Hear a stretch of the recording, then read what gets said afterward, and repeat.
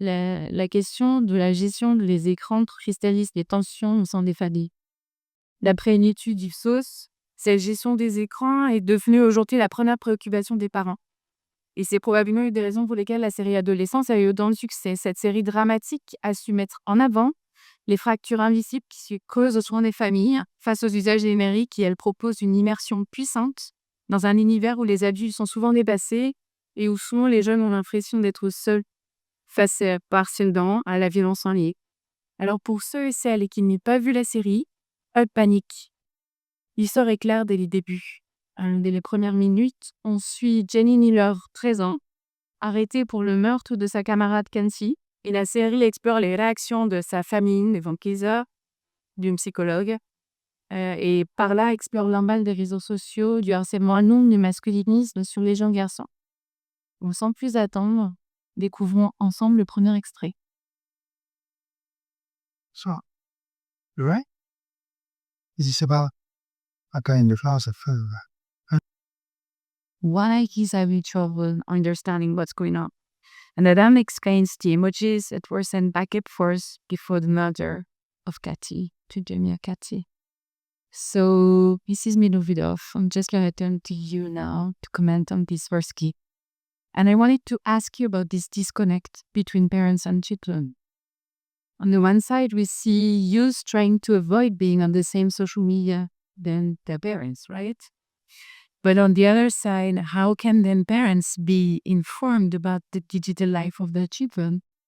And therefore, how could they offer meaningful guidance? How are they supposed to get an understanding of these averages, these viral trends, these influencers, without being overwhelmed? Thank you. I love this question. It can be overwhelming, but I really want to stress to all the parents. And first, how many of you are parents here? Can you just raise your hands for me? And how many of you are aunts and uncles? Okay, you have nephews. Okay, all it because I want 100%. How many of you were children? Thank you. Okay, so I think we all understand that what is at stake here are children's rights, children's ability to play, to connect safely, responsibly online. I think that parents and caregivers already want what is best for their children, and so by being that guide, not necessarily the expert in the room, they will be able to support their children. This disconnect, it's always been there. Right now, it's emojis. 10 years ago, when I was here in France and doing a lot of research on internet acronyms, it was things like POS, parent over shoulder. When they write in French, TKT, or some of the others, right? And parents were saying, I don't understand. I don't understand. So for me, one of the easiest ways to understand is by talking to your children and young people and trying to really have these connected conversations where you are not, authoritarian, but you are interested in their lives. You are asking them, I can't believe I'm saying this again after 15 years in the space, but I'm going to say it. When your children come home, you always say, how was your day today? But how many of you say, how was your online day today? We never think about that. And children are really doing so much online that we need to stay up to date. And if you are afraid, that is okay. Have a trusted adult, another friend, an aunt, a sibling, have them check in with your child and with your teen. But I think that, again, this disconnect is not something that should disconnect you from your child. I think what's important to note in the series that we just saw is that the father was already having distance with his son. Please take away the importance of things that you can do in your families, and don't put yourself in and start feeling guilty and overwhelmed and thinking, oh, I do that too. This is not about you feeling guilty. It's about you parenting and guiding. Monsieur Bonnard, je tenais vers vous, et notamment une question peut-être aussi pour aider les parents. À votre avis, quels sont les signes avant-coureurs qu'un jeune pourrait être en train de s'engager dans des communautés en non toxiques comme la manosphère, les forums en sel, dont on parle dans la série, et qui peuvent ensuite se traduire en influence réelle. Bah, d'abord, il faut bien voir que là aussi, ce qui est de fait a toujours insisté, mais il se métamorphose. La question du harcèlement, d'ailleurs, elle est diffractée dans la c'est à la fois lui qui a subi le harcèlement, mais elle aussi, en fait, on le comprend. Et le harcèlement, c'est aussi de l'information. Et simplement, ceux qui étaient harcelés jadis n'étaient pas toujours au courant de cette information. C'est-à-dire, on pouvait médire d'eux, se moquer, et sauf si quelqu'un écrivait un message désobligeant en les toilettes, par exemple, ce qui pouvait arriver, ou sur une table, il n'était pas forcément au courant, ou elle n'était pas forcément au courant. Là, maintenant, la médisance laisse des traces. Et ces traces sont obligatoirement disponibles, sauf si c'est dans des groupes WhatsApp fermés, mais généralement, ils sont mis à disposition de honte à bas pour me c'est bon. Déjà, cela rend ces échanges particulièrement offensants. Alors, pour répondre à votre question, ben là, ce qui est très bien fait aussi dans cette série, c'est qu'on voit que les jeunes gens utilisent un métalangage hors de portée des parents. Tu vois. Et très référencé, comme la pieuvre rouge de Matrix, par exemple, qui a d'abord servi d'ailleurs dans les milieux complotistes, conspirationnistes, dès que Elon Musk a lui-même publié ses fameuses pilules rouges quand il a basculé, je dirais, côté obscur de ma force. Et donc, qu'est-ce que peuvent savoir les parents? Je ne sais pas, parce que je ne suis pas psychologue et je ne suis pas certain, justement.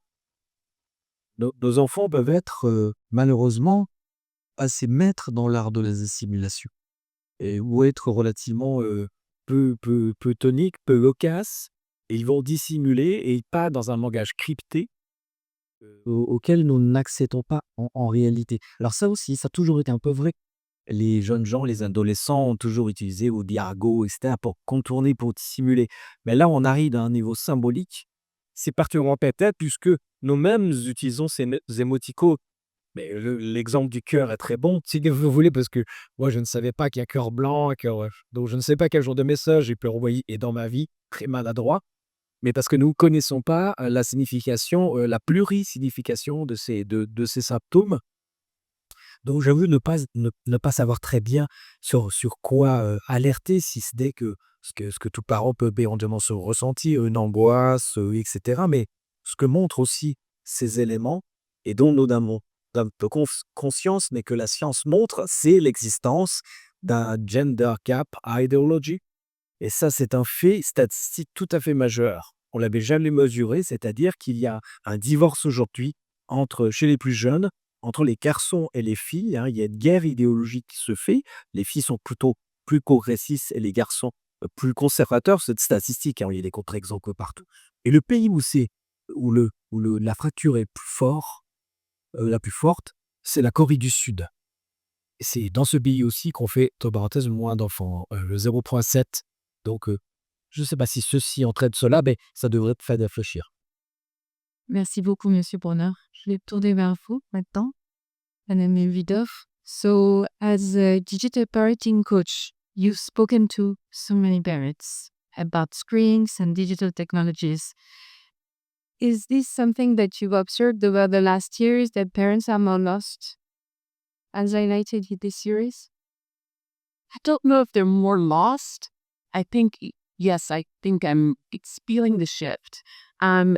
I think since the pandemic, this accelerated so much, right? With parents actually seeing what was going on, working next to their children, and I think they just started to realize it more. What I find interesting that has changed in the past 15 years is that while parents may think that they're lost, I'm seeing this more as a sign that they care. And it's not a sign of neglect. They are getting more involved. As someone who, again, 15 years ago was doing digital parenting webinars to audiences of 3 people, or doing things at different schools, and the parents wouldn't show up for the wine and cheese that we would do afterwards.